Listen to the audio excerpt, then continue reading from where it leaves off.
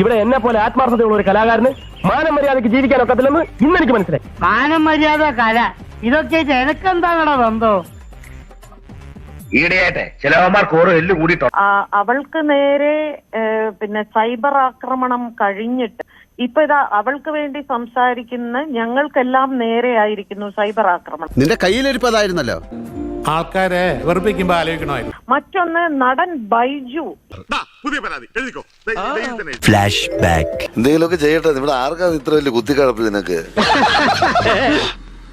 അവനവന്റെ കാര്യം നോക്കി നടന്നാ പോരെ. ബൈജുവിനൊക്കെ ഒരു പെൺകുട്ടിയില്ലേ, അദ്ദേഹത്തിന് മകളില്ലേ, ഭാര്യയില്ലേ, അമ്മയില്ലേ? അല്ല നീ ഇപ്പൊ എന്തിനാ ഇതൊക്കെ അറിയുന്നത്? ചുമ്മാ അറിഞ്ഞിരിക്കാന്ന്. നീ ഇപ്പൊ അങ്ങനെ അറിയണ്ട. ഈ കുടുംബത്തിൽ സ്ത്രീകളില്ലേ?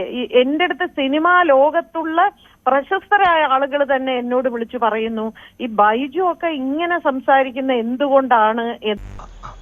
ശരി, മര്യാദക്കവിടെ മനസമാധാനമായിട്ട് വെള്ളടിച്ചോണ്ടിരുന്ന ഞങ്ങളിവിടെ വിളിച്ചു വരുത്തിയിട്ട് എന്റെ നാറിയ വായ തുറപ്പിച്ചത് നീ തന്നെ. ഇനി നിന്നെ കുറച്ച് നാറ്റിച്ചിട്ടേ ഞാനത് അടയ്ക്കുന്നുള്ളൂ.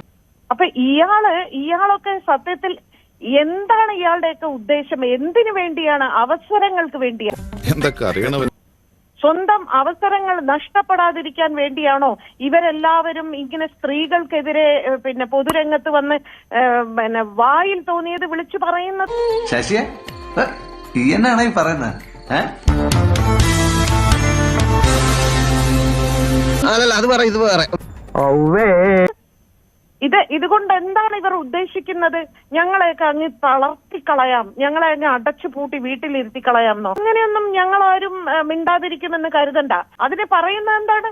ഞങ്ങൾക്ക് പിന്നെ മനോവൈകല്യമാണ്, ഞങ്ങളുടെ കുടുംബ പശ്ചാത്തലം ശരിയല്ല. കണ്ട അണ്ടന്റെ അടവോടന്റെ ഒക്കെ ബലത്തിൽ നീ എന്നെ കയറി കൊത്താൻ വന്നാലുണ്ടല്ലോ. Sorry sir. താനൊന്ന് ഇങ്ങോട്ടിട്ടു, ഞാൻ തിരിച്ചൊന്ന് അങ്ങോട്ട് വിട്ടു. തീർന്നേ.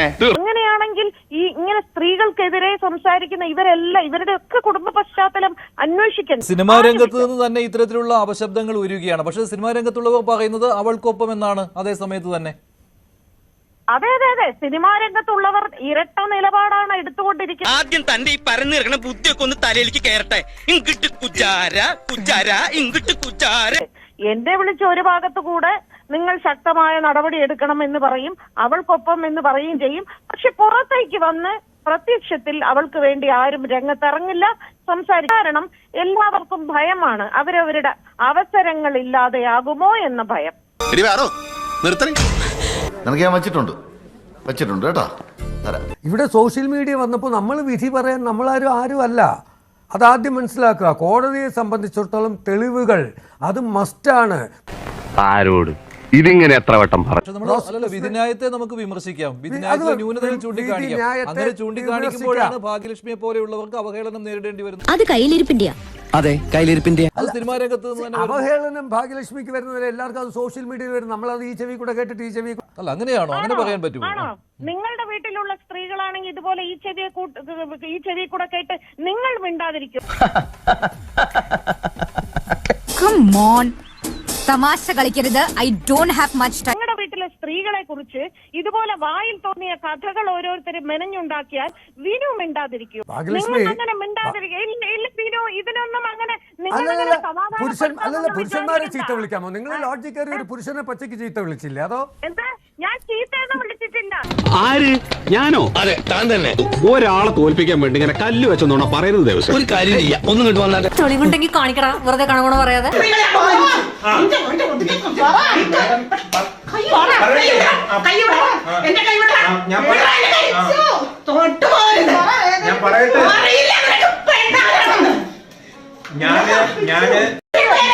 നീ ഏത് ഡബിംഗ് ആർട്ടിസ്റ്റിനെ പറഞ്ഞാലും ഞാനൊരു ഡബിംഗ് ആർട്ടിസ്റ്റാണ്. എനിക്ക് റിയാക്ട് ചെയ്യാം, മനസ്സിലായോ? ഞാൻ ഈ ഡബിംഗ് ആർട്ടിസ്റ്റിനോട് സംരക്ഷിക്കണം. എന്തൊരു പൊളിച്ചതറിയാടോ. വരണം മിസ്റ്റർ കൃഷ്ണനുണ്ണി. ഇപ്പൊ വിശ്വാസായില്ലേ? വിനു, സിനിമ തരും എന്ന പ്രതീക്ഷയാണെങ്കിൽ പ്രതീക്ഷിക്കുന്നോളൂ. നിങ്ങൾക്ക് ഇപ്പൊ സിനിമ തരും കേട്ടോ. നീ നോക്കിക്കോളാ, ഇനി ഒരു നിമിഷം ഞാൻ ഇവിടെ നിൽക്കത്തില്ല. കിട്ടിയാ? ഇല്ല, ചോദിച്ചു വാങ്ങിച്ചു. വല്ല കാര്യമുണ്ടോ? എന്തിനാണ് ഇങ്ങനെ ഇല്ലാന്ന് നടക്കുന്നത്? അപ്പൊ നമുക്ക് വൈകുന്നേരം കാണാം.